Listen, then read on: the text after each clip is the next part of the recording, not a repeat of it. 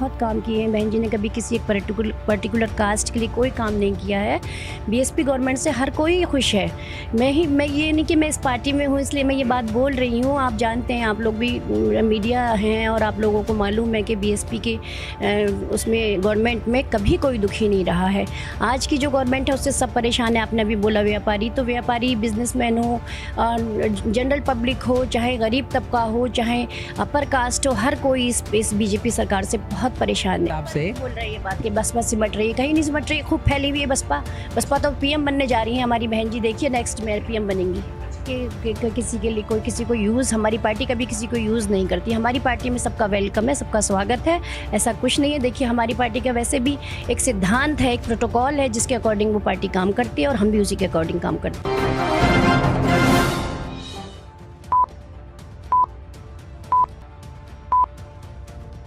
नमस्कार, मेरा नाम है उत्कर्ष गुप्ता और आप मेरे साथ देख रहे हैं CW न्यूज़।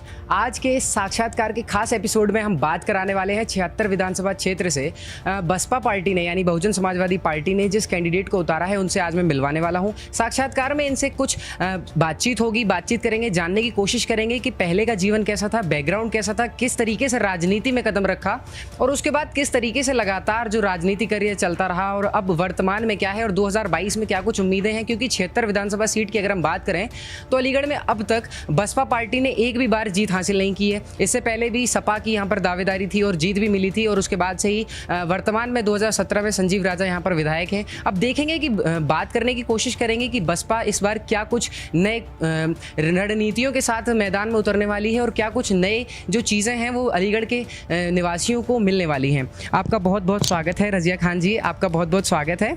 और मैं जानना चाहूँगा सबसे पहले आपके राजनीति करियर की स्टार्टिंग कैसे हुई थी, आपका बैकग्राउंड कैसा था? क्योंकि दर्शकों की ये डिमांड होती है कि जो हमारा नेता हो हम पहले उसके निजी जीवन के बारे में जाने, उन्हें बड़ी दिलचस्पी होती है जानने में। तो मैं पहले आपके निजी जीवन की बात करना चाहूँगा, शुरुआत कैसे हुई? एक्चुअली मैं पॉलिटिकल नहीं थी, वैसे मेरा ना फैमिली बैकग्राउंड कोई पॉलिटिकल था। 2000 में मैंने मेयर का इलेक्शन लड़ा था। मेरे क्योंकि रिज़र्व सीट लेडीज़ थी इसलिए 2000 में मुझे बीएसपी ने टिकट देकर कैंडिडेट बनाया था और मैं बहुत अच्छी फ़ाइट की थी। मैं सेकंड नंबर पर रही थी। मैंने बीजेपी को टक्कर दी थी। तो ये मेरा पॉलिटिकल स्टार्टिंग थी जी। शुरुआती पढ़ाई कैसी रही, क्या कुछ फैमिली बैकग्राउंड रहा? मेरी फैमिली, एक्चुअली मैं तो हिल से बिलोंग करती हूँ। मेरे फादर आर्मी में थे और मेरी स्कूलिंग भी वहीं, नैनीताल से मैं बिलोंग करती हूँ, मेरी स्कूलिंग वहीं हुई थी। नैनीताल से हैं और पहले मेयर का इलेक्शन भी लड़ चुकी हैं, अच्छे खासे वोटों के अंतराल से दूसरे नंबर पर आई थी। अब मैं जानने की कोशिश करूंगा कि ये बताइए बसपा पर क्या कुछ अब उम्मीदें जताई जा सकती हैं? क्योंकि 76 विधानसभा क्षेत्र की अगर हम बात करें तो ज़्यादातर जो मतदाता हैं वो या तो व्यापारी हैं या फिर शहर के बड़े तबके से आते हैं। वो लोग 76 विधानसभा क्षेत्र में आते हैं। तो अब उनके लिए बसपा ने क्या कुछ रणनीतियाँ बनाई? देखिए विधानसभा 76 विधानसभा अलीगढ़ शहर से मैं कैंडिडेट हूँ बीएसपी की।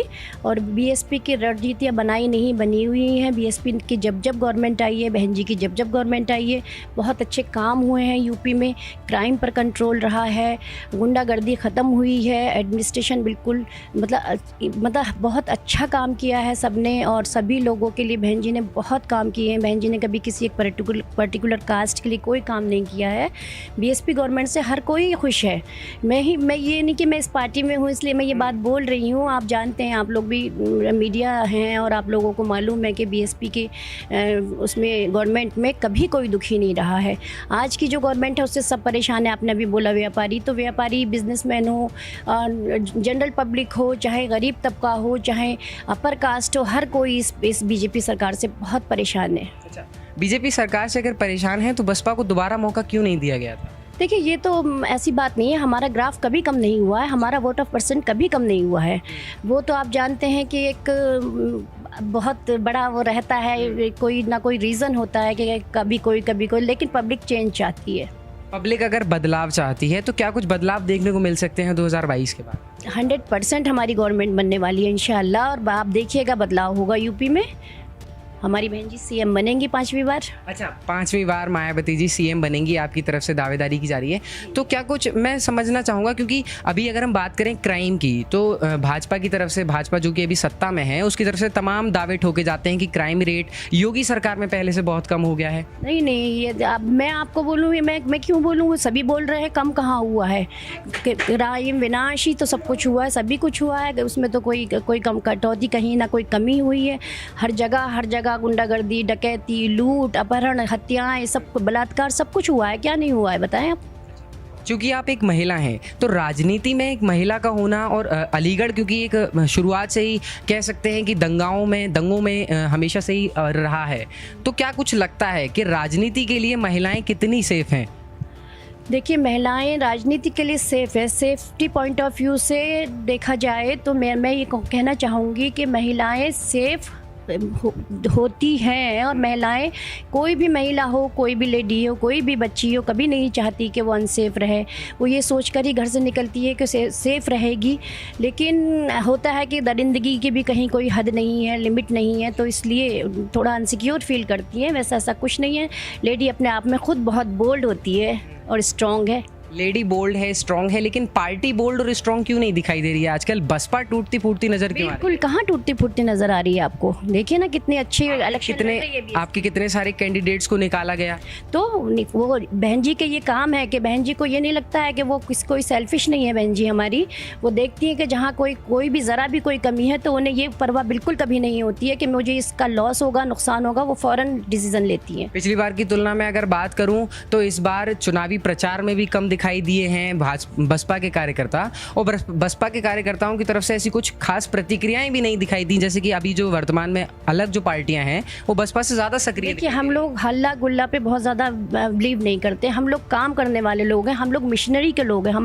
हमारी पार्टी एक्चुअली एक मिशन है, जिस मिशन के अकॉर्डिंग हम काम करते हैं। तो हम ज़्यादा शोर शराबा पसंद नहीं करते हैं, हम काम पे विश्वास करते हैं और हम लोग वर्क करते हैं। अच्छा, इस बार का जो जातिगत समीकरण आपने बनाया है उसमें सवर्ण बिरादरी को भी, एक नई कौम है, उसको भी आपने इंट्रोड्यूस कराया है। सवर्ण को भी हिस्सेदारी दी है, मुस्लिमों को, ब्राह्मणों को, जाटवों को, और जो जाटों को, सभी को बराबर की हिस्सेदारी दी है। तो क्या लगता है, सवर्ण बिरादरी को एक नया देने से ही क्या कि नई रणनीति है क्या, नई बिरादरी को लेकर के आने का और उसको हिस्सेदारी देने का? तो कहीं ना कहीं एक गेम हो सकता है चुनावी। ऐसा कुछ नहीं है कि किसी के लिए कोई किसी को यूज़, हमारी पार्टी कभी किसी को यूज़ नहीं करती। हमारी पार्टी में सबका वेलकम है, सबका स्वागत है, ऐसा कुछ नहीं है। देखिए, हमारी पार्टी का वैसे भी एक सिद्धांत है, एक प्रोटोकॉल है, जिसके अकॉर्डिंग वो पार्टी काम करती है और हम भी उसी के अकॉर्डिंग काम करते हैं। अच्छा, 76 विधानसभा क्षेत्र के जितने भी मतदाता हैं उन सभी को आप क्या संदेश देना चाहिए?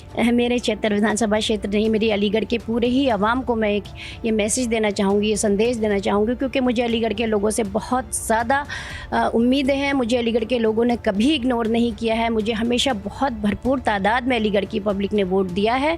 तो मैं ये कहना चाहूँगी कि प्लीज़ अपने वोटों को बिल्कुल भी आप ऐसा ना करें कि आप किसी के बहकावे में, वैसे ऐसा होता नहीं है, कभी नहीं होता है कि मुझे बहुत ज़्यादा वोट अलीगढ़ की पब्लिक ने हमेशा किया है।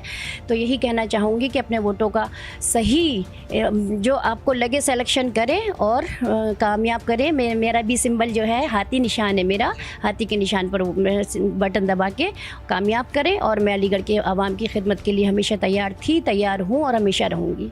अच्छा, बतौर बसपा कार्यकर्ता आपको क्या लगता है भविष्य में बसपा और ज़्यादा मजबूती पकड़ेगी? क्योंकि अभी अगर मैं बात करूं तो कहीं ना कहीं दिखाई दे रहा है कि सिमटती नज़र आ रही है बसपा, और तमाम जो दावे ठोके जाते हैं मीडिया रिपोर्ट्स के हिसाब से। बोल रही है बात कि बसपा सिमट रही है, कहीं नहीं सिमट रही, खूब फैली हुई है बसपा तो पीएम बनने जा रही है हमारी बहन जी। देखिए, नेक्स्ट में पीएम बनेंगी। चलिए, बहुत बहुत धन्यवाद हमारे साथ जुड़ने के लिए, अपना बेशकीमती हमारे साथ देने के लिए। तो अभी आपने सुना रज़िया खान जी को, और जिन्होंने दावेदारी की है कि इस बार मायावती जी जो है एक बार फिर से सत्ता में आएंगी और मुख्यमंत्री बनेंगी। और उसके बाद उन्होंने बोला कि प्रधानमंत्री के लिए भी वो 100% दावा है मायावती जी के लिए कि वो 100% जो है सत्ता में आएंगी, वो प्रधानमंत्री तक बनेंगी। बसपा सिमटी हुई नहीं है, फैलती जा रही है, कार्यकर्ताएं लगातार काम कर रहे हैं। और इस बार 76 विधानसभा क्षेत्र में एक बार फिर से रज़िया खान मतलब पूरी कोशिश के साथ सरकार बनाने की तैयारी में है। कैमरा पर्सन रूपेश के साथ उत्कर्ष गुप्ता, CW न्यूज़, अलीगढ़।